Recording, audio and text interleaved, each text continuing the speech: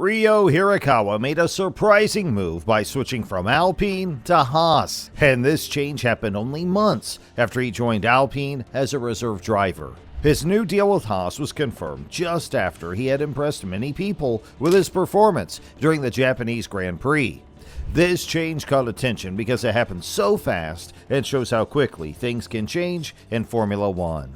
Hirakawa is 31 years old and has a strong racing background. He isn't new to motorsports. He won the 24 Hours of Le Mans back in 2022. That race is one of the most famous endurance races in the world. He also spent over 10 years in Japan's Super Formula, which is the top-level single-seater racing series in Japan.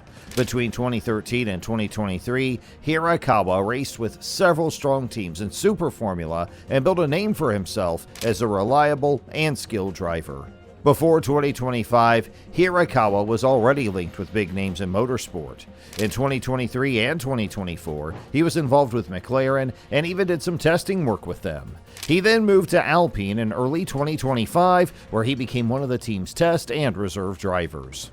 Alpine already had Franco Colapinto and Jack Doohan in that category, so it was a crowded lineup. Hirakawa's role at Alpine wasn't always clear, but he got a big chance during the Japanese Grand Prix. There he took part in the first practice session and replaced Jack Doohan.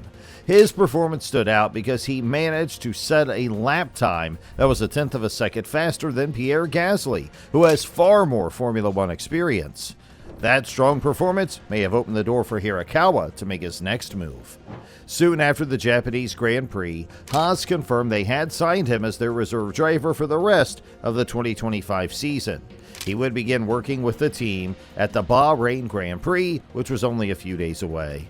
As part of the deal, he will drive in 4 different race weekends in 2025. These outings will be during the first practice sessions, which is the same kind of chance he got in Japan with Alpine.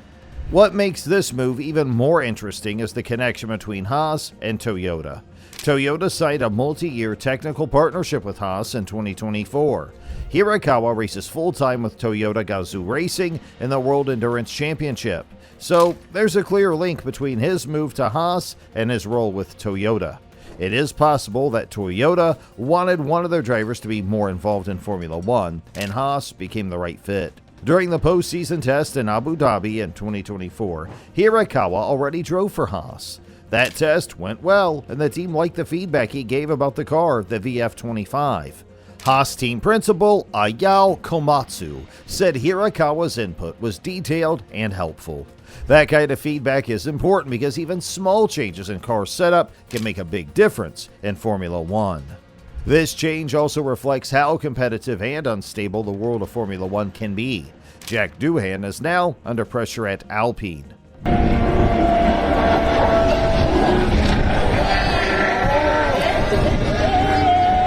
Doohan had a major crash in second practice at the Japanese Grand Prix.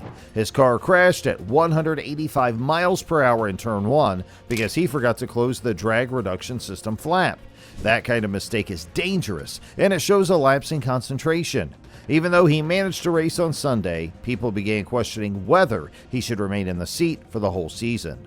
Meanwhile, Franco Colapinto was spotted during private testing at Monza. In that session, he reportedly set a faster lap time than another Alpine reserve, Paul Aron. This added more pressure on Doohan. Even Alpine's team boss, Oliver Oakes, admitted that there was unrest surrounding Doohan's future.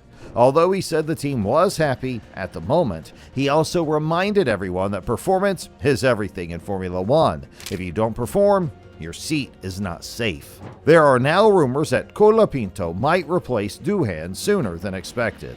Former F1 driver Juan Pablo Montoya even said he believes the decision has already been made behind closed doors.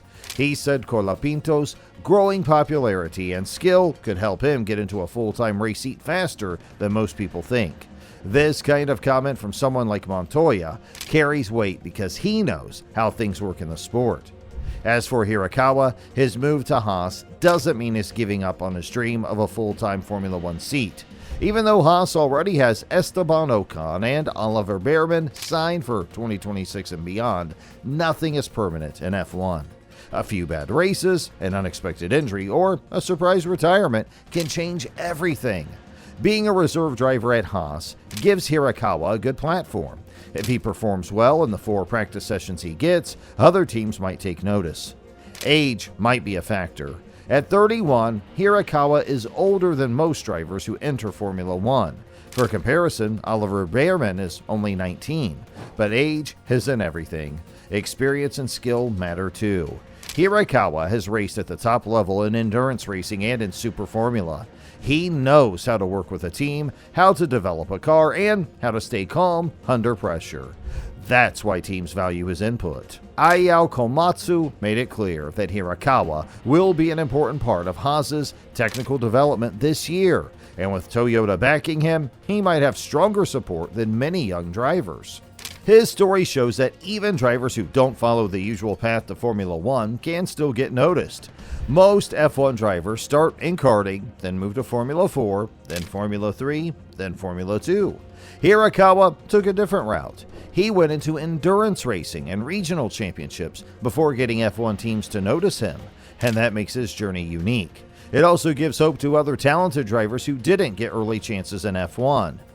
If we look at his numbers, Hirakawa's record is solid. He won Le Mans in 2022, which is a 24-hour race that demands both speed and mental toughness. He had several podiums in Super Formula and even fought for the championship in some seasons. In testing sessions, his lap times have often matched or even beaten full-time F1 drivers, and that's no small thing. Now he gets 4 chances in 2025 to prove what he can do in a Formula One car on a Grand Prix weekend.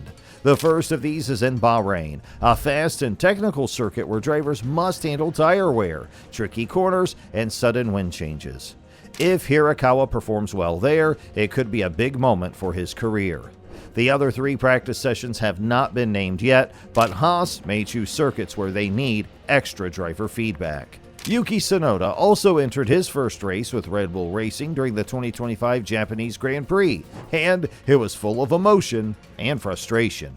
The race took place at the famous Suzuka circuit on April 6th, and it marked a major moment in his career. It was his debut for one of the biggest teams in Formula One, and it also happened in his home country of Japan. Thousands of Japanese fans were present, with over 100,000 people attending the race weekend. Everyone was expecting something big. But while the experience was huge, the final result left Tsunoda with what he called mixed feelings. Just 1 week earlier, Yuki had been racing for Racing Bulls. Then came the decision from Red Bull management. After the Chinese Grand Prix, Red Bull made a surprise move by switching drivers. Tsunoda got promoted to the main team, while Liam Lawson went back to Racing Bulls. This gave Tsunoda a golden chance to show what he could do with better equipment and a more competitive car. Most young drivers wait for years to drive for a top team like Red Bull, but now Tsunoda had that chance. The weekend started with hope. In all 3 free practice sessions, Tsunoda showed good pace. He was regularly within 0.3 of a second of Max Verstappen, who has been dominating Formula One with 4 wins in a row at Suzuka. And as always, we would love to hear your thoughts in the comments section down below. And while you're down there, don't forget to hit that subscribe button for more future updates.